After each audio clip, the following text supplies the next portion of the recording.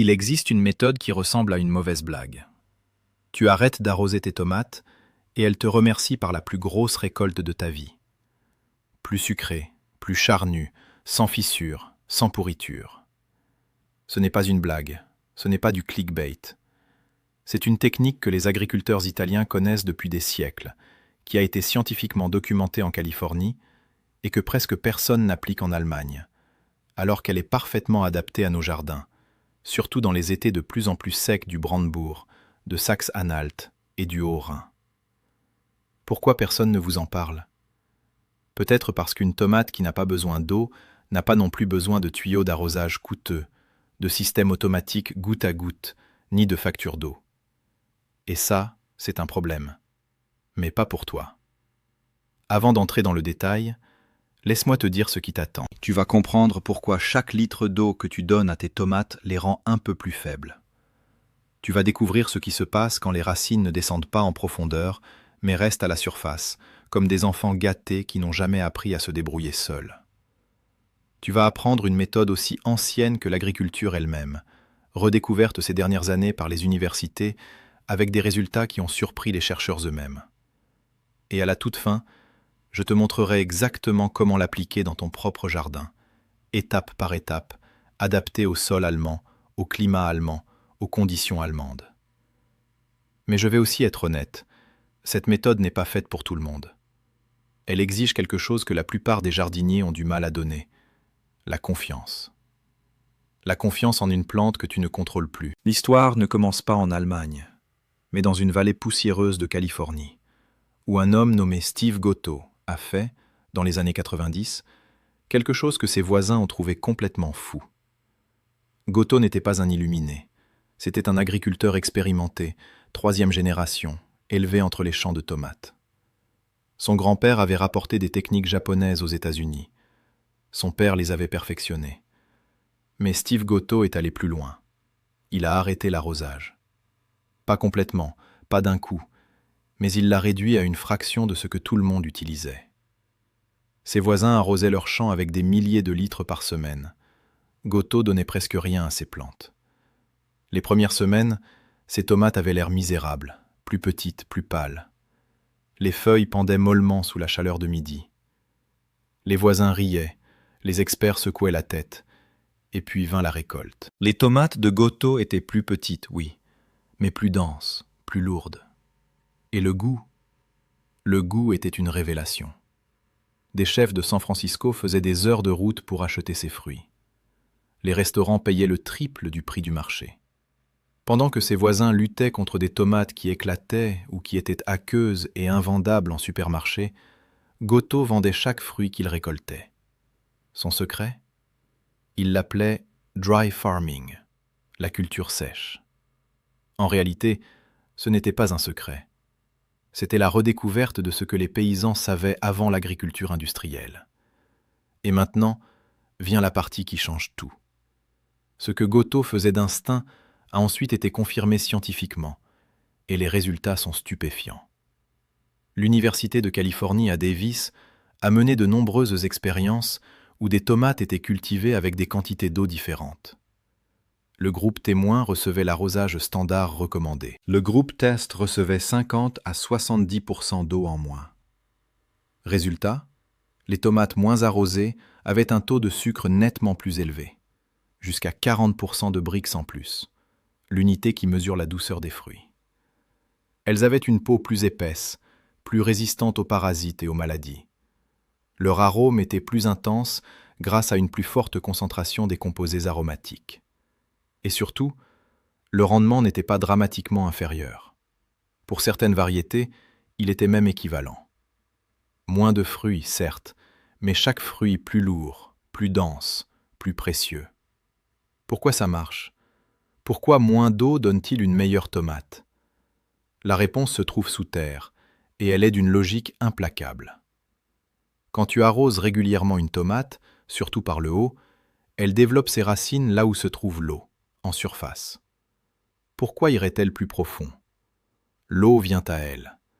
Les racines restent plates, souvent à seulement 20 ou 30 cm de profondeur. Cela signifie deux choses.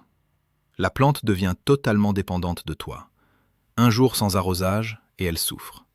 Tu pars en vacances, et elle est perdue. Deuxièmement, elle n'a pas accès aux nutriments des couches profondes du sol. Elle vit de ce que tu lui apportes, engrais, compost, tout ce que tu déposes en surface. Elle est comme un enfant qui n'a jamais appris à cuisiner seul.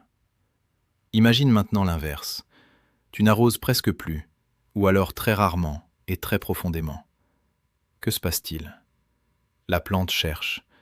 Ses racines descendent, toujours plus bas, à la poursuite de l'humidité.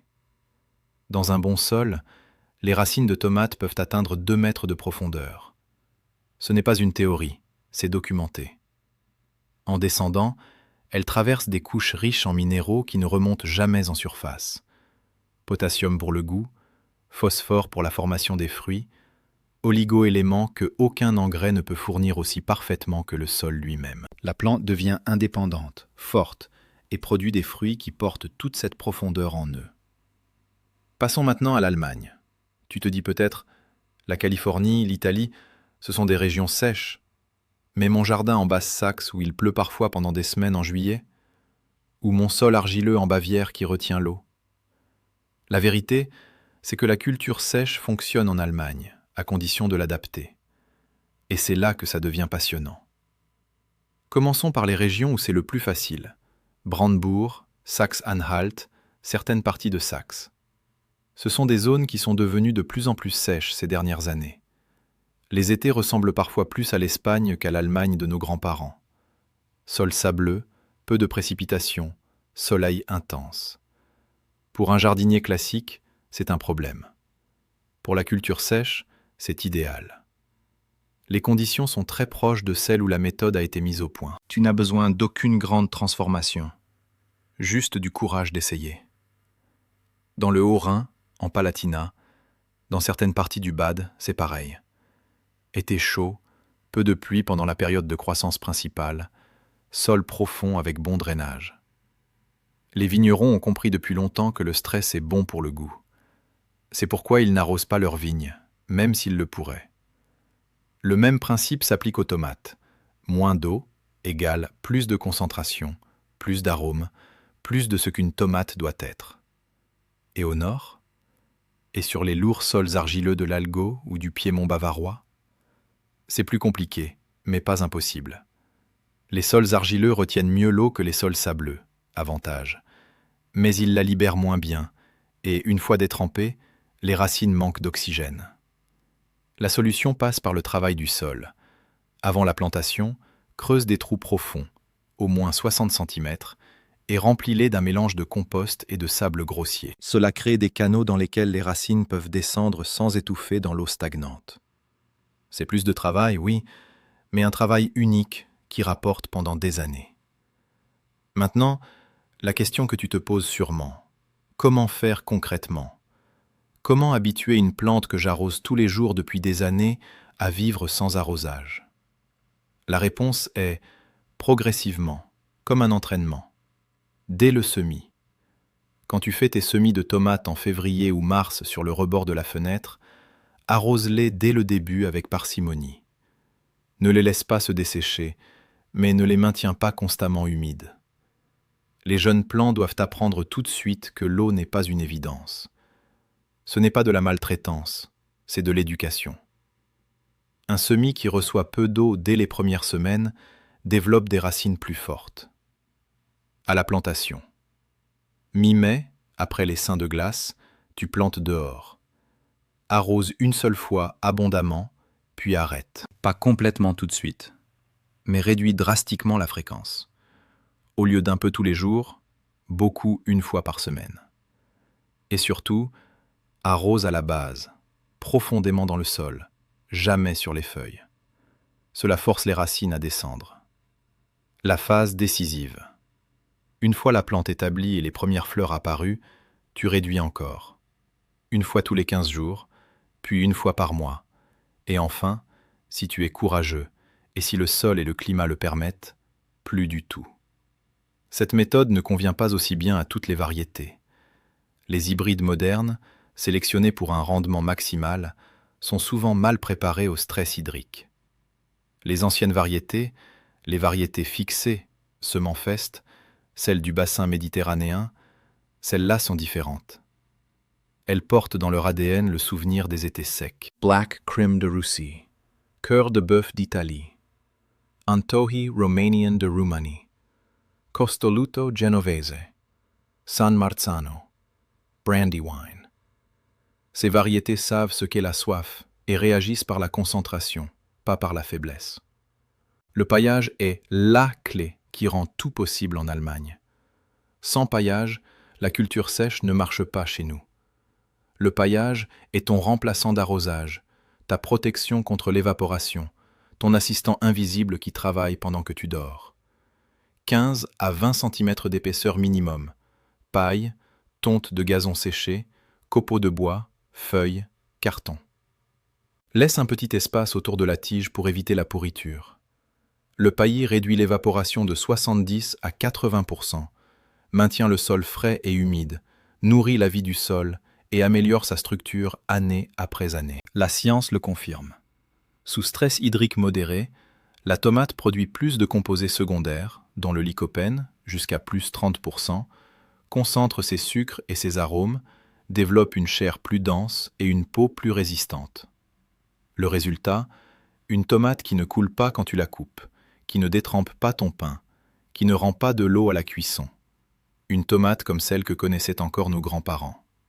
Et oui, il y a aussi une dimension plus profonde. En arrêtant d'arroser, tu changes ta relation à la plante. Tu passes du contrôle à la confiance. Tu deviens un meilleur jardinier parce que tu arrêtes de tout gérer et que tu commences à travailler avec la nature au lieu d'aller contre elle. Cette méthode exige patience et confiance. Elle n'est pas pour ceux qui veulent tout contrôler, mais pour ceux qui l'essaient vraiment. Elle offre quelque chose de rare. Des tomates d'une intensité de goût qu'on croyait perdue, et une relation nouvelle, plus humble et plus juste avec son jardin. Tu veux commencer ? Choisis 3 plants cette année. Plante-les profondément, les tomates adorent ça. Paille épais, arrose une seule fois abondamment à la plantation. Et retiens-toi, observe, laisse-les se battre un peu. Et quand tu croqueras la première tomate, tu comprendras pourquoi cette mauvaise blague vaut tous les arrosages du monde. La question n'est plus de savoir si ça marche. La question est, as-tu le courage d'essayer ?